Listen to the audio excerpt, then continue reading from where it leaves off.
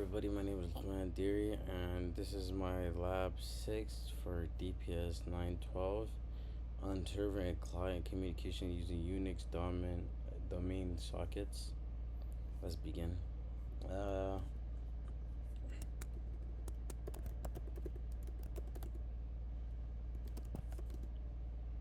So on this lab, I created two programs, a server and a client. The server sends commands to the client. The client responds to each command before then the server sends the next one. This shows synchronized communication.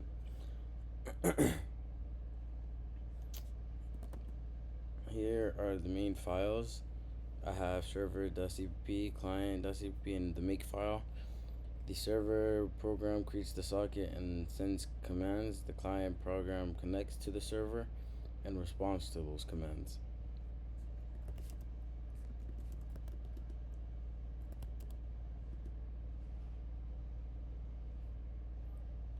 I use make clean to remove old compiled files, and then I use the make to compile both the server and client.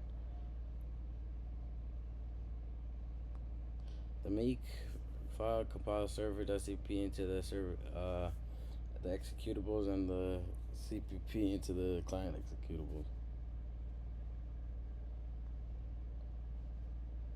Here we can see it runs with no errors. I'll show you the contents of server.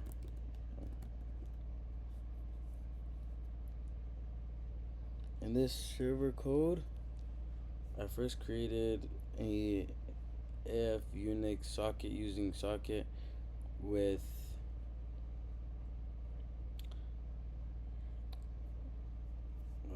the socket string.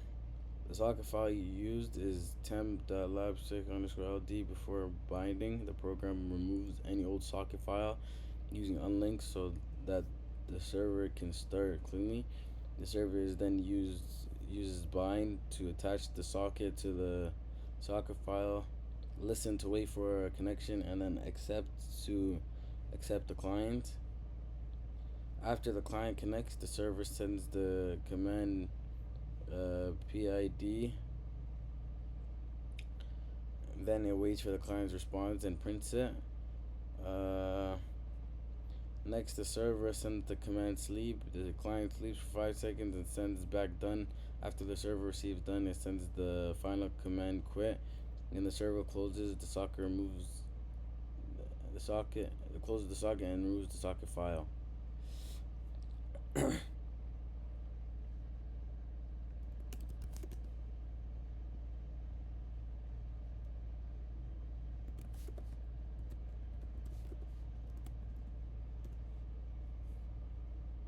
And the client code, the client creates its own AF Unix socket and connects to the same socket file, temp/lab6_ld. The client runs inside a loop. It waits to receive commands from the server.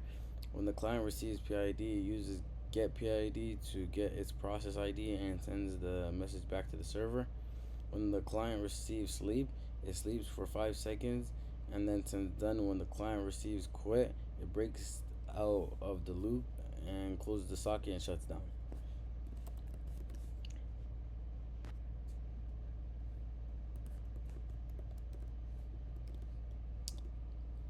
I run the server first because the server has to create and listen on the socket file before the client can connect.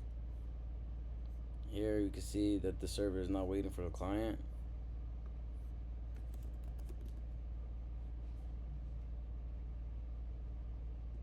Now I run the client in a second terminal. The client connects to the server using the same socket file, and then the client receives the PID command and sends its process ID. Then it receives the sleep command, sleeps for 5 seconds, sends done, and finally receives quit. Back on the server side, we can see that the server received the client's PID response. The server then sent the sleep command and received the done. After that, the server send quit, closed the socket, you unlinked the socket file, and shut down successfully. In conclusion, my Lab 6 program successfully demonstrated synchronous server, synchronous server and client communication using an AF Unix stream socket. The server sends PID, sleep, and quit, and the client responds correctly to each command. Thank you for listening. Bye bye.